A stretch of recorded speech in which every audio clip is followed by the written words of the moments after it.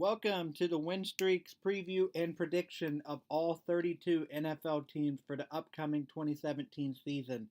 Over the next few weeks, I will be covering all 32 teams, so please subscribe on YouTube or the podcast platform you're listening on so you don't miss an episode. My name is Corey Foister. You can follow me on Twitter and Instagram at Corey Foister. Follow the show on social media. That is Twitter at Winstreak News, Facebook.com/TheWinstreak, TheWinstreak.com. Leave a review and subscribe on the podcast platform you're listening on, and subscribe to our YouTube channel, Soaring Jets Production. Contact us at soaringjetsproductions@gmail.com. Join our fantasy football league. You can find out more about that on Twitter, our official website, thewinstreak.com, and Facebook. We also do top 10 list. Our newest top 10 list is top 10 Super Bowl matchups we want to see. Me and my co-host Brandon Myers do a weekly sports wrap-up show. We do football, basketball, hockey, baseball, anything goes. We read viewer mail, all kinds of great stuff, trivia. So please check that out as well, our regular show, The Win Streak. And today we are doing the 2017 Los Angeles Chargers, the now LA Chargers. It's weird to not call them the San Diego Chargers anymore. This is the Chargers' 48th season in the NFL. The Chargers will play their first season in Los Angeles since their inaugural 1960 season. The franchise spent the last 47 seasons in San Diego. This will be the first of 3 seasons played at StubHub Center, which is a extremely small, I believe it's only 20,000 seat soccer stadium on the outskirts of the Los Angeles metro area. They will play at StubHub Center for the next 3 seasons until they move into the new Los Angeles stadiums at Hollywood Park for the 2020 season with the Los Angeles Rams. They will become the second duo to share a stadium, the first being the New York Giants and the New York Jets. So the Rams and the Chargers will also share a stadium. Los Angeles is also going to host a Super Bowl, I believe, in the 2022 range, I believe. This is Los Angeles' first AFC team since the Raiders. The Raiders left Los Angeles back in the early 1990s. The now Los Angeles Chargers are on a 3-year playoff drought. Their last game was the 2013 AFC divisional game. Their last win came against the Cincinnati Bengals in Cincinnati. Their GM is Tom Telesco. He has been with the team since 2013. First year for head coach Anthony Lynn. Anthony Lynn is coming from the Buffalo Bills. He was the Buffalo Bills interim head coach. He showed some promise in Buffalo. I was kind of surprised that Buffalo hired him. I was expecting a big name, splashy signing, but they actually went with the smaller name, but better hire, in my opinion. They didn't go for, let's say, a, God forbid, Rex Ryan hire just to get a big name out there to get you headlines in LA. So, smart move by the Los Angeles Chargers. Chargers finished last season with a record of 5-11, good for 4th in the AFC West. Their 2016 Pro Bowlers included cornerback Casey Hayward, running back Melvin Gordon, and quarterback Phillip Rivers. Chargers won 3 home games last year, Jaguars, Broncos, and Titans. Chargers won 2 road games, Houston, and a overtime thriller in Atlanta. Atlanta, of course, being the best team that the Chargers beat last year, seeing that the Atlanta Falcons would go on to play in the Super Bowl. The Chargers season last year in 2013 is also famous because they were the only team to lose against the Cleveland Browns. So you beat the NFC champion, but you lose to the worst AFC team. So in the NFL, it just goes to show any given Sunday, any of these teams can win or lose. And that's why we all love the NFL so much. San Diego voters voted against a measure, it was Measure C, to build the Chargers a new stadium in San Diego, 57 to 43. January 12th of this year, the Chargers made the move official that with the god awful LA logo.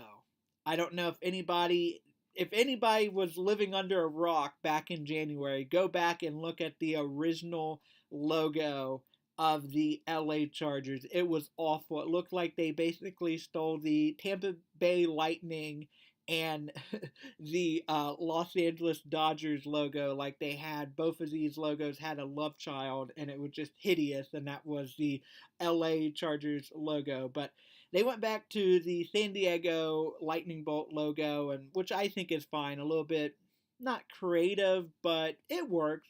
Don't delete something that at least works. Owner is Alex Spanos. He's been owner of the Chargers for, gosh, I think just about forever. I believe he's 92, so it's going to be interesting to see if his kids take over or if there's going to be a LA football team for sale here in the next few years.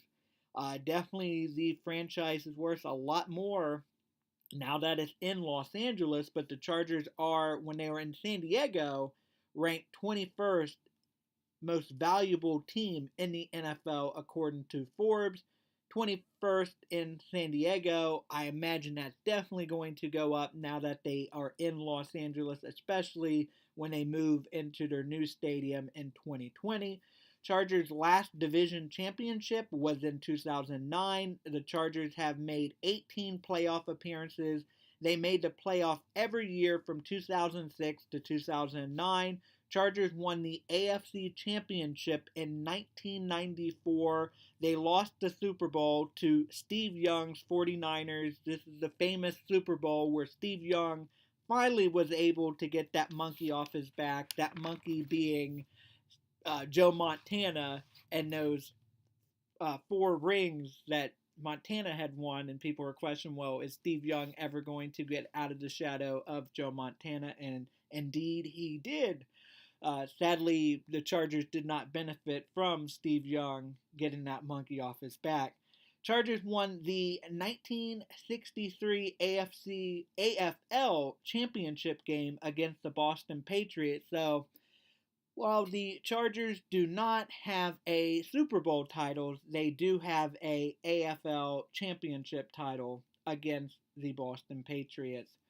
Now, moving on to Chargers' biggest franchise what if, and I have 2 of them here actually for the San Diego Chargers.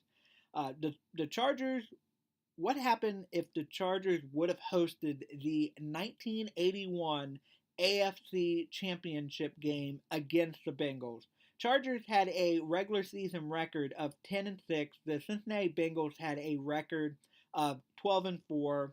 Of course, the 1981 AFC Championship game is famously referred to as the Freezer Bowl, which was won 27-7 by the Cincinnati Bengals in air temperature that was -9 degrees Fahrenheit. The game had 27 mile per hour wind gusts, giving a wind chill of -37 degrees Fahrenheit.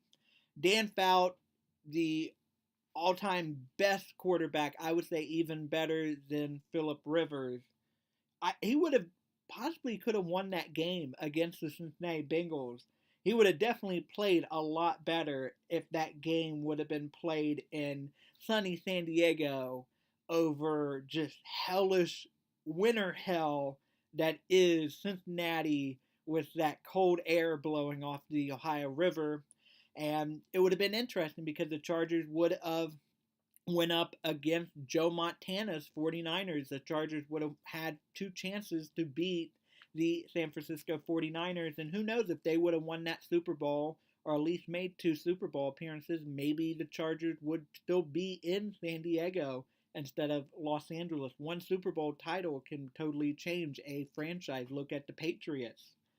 My second biggest franchise what if, what happened if Eli Manning accepted the San Diego Chargers? He didn't want to play for them and was traded to the Giants. The Giants, of course, traded their quarterback pick of Philip Rivers to the San Diego Chargers. Of course, the Giants and Eli Manning would go on to win 2 Super Bowl titles against Tom Brady's New England Patriots, being the only quarterback and only team to beat Tom Brady in a Super Bowl, not only once, but twice. So, 2 things to think about. Would Eli Manning, would he made a different, would the San Diego Chargers still be looking at a pretty much empty trophy case outside of that 1963 AFL championship? Now, moving on to the 2017 season, the 2017 predictions, head coach Anthony Lynn, he is safe as a rookie head coach. The only way I could see him getting fired is if he posts a 0-16 record. That is not happening with Philip Rivers as your head coach. Philip Rivers will be starting as your quarterback. No questions about that. Biggest positive change, Anthony Lynn and his run first mentality is really going to help the Chargers. The Chargers threw 59.6% of the time. Melvin Gordon is going to help that cause.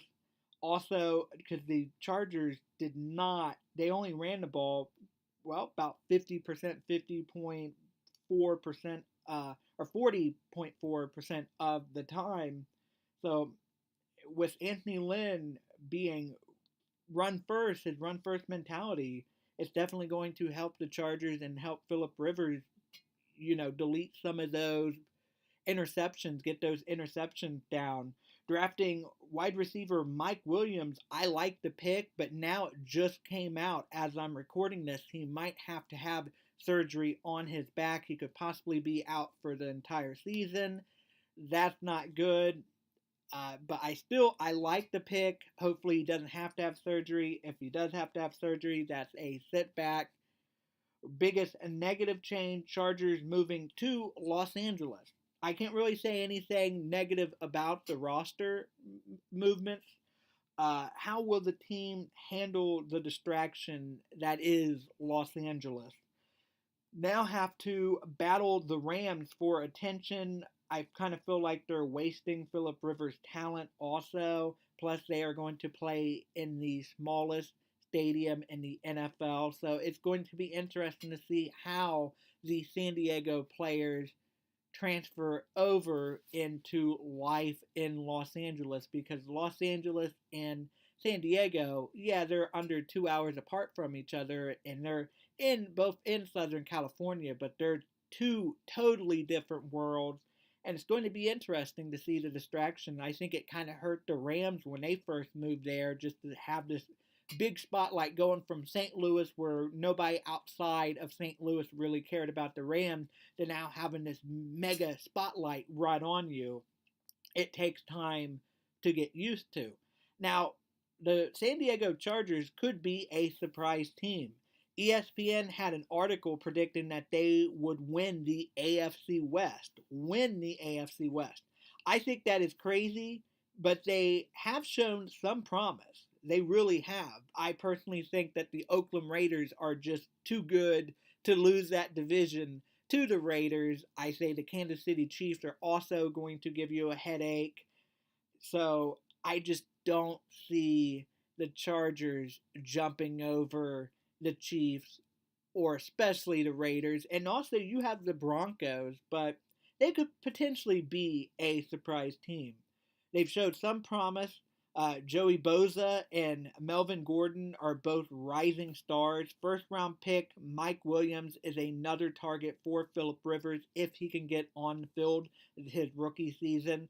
Rivers can be a stellar quarterback. If Keenan Allen and Antonio Gates can stay healthy, that is a major plus. Tight end Terrell Williams is coming off a 1,000-yard receiving season, and Philip Rivers has 4 consecutive seasons of 4,000 plus yards thrown. So the Chargers, don't be surprised if they shock the world. I don't see it really happening, but they have showed some promise. Moving on to game by game prediction and schedule. In the preseason, you got week 1 at home against the Seattle Seahawks, week 2 at home against the New Orleans Saints, at Rams, which is basically still a home game. You don't have to leave the Los Angeles area, and week 4 at 49ers. So a really easy preseason travel schedule for the Los Angeles Chargers. They don't have to leave the state of California and only have to leave the LA metro area once, that is week 4, to play the San Francisco 49ers. Now moving on to the regular season, in September, their season kicks off September 11th on Monday Night Football at Denver. Now, I believe probably best case scenario, you lose this, or well, worst case scenario, you lose this game. Best case scenario, you win this game.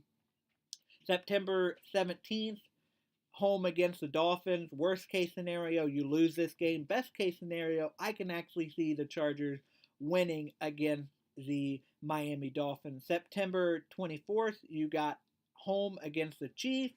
I say best case, worst case scenario, you are losing that game. So you leave September with, at worst, a 0-3 record, at best a 2-1 record. Going to October 1st, you have the Philadelphia Eagles at home. I say worst case scenario, you lose this game. Best case scenario, you can actually win this game.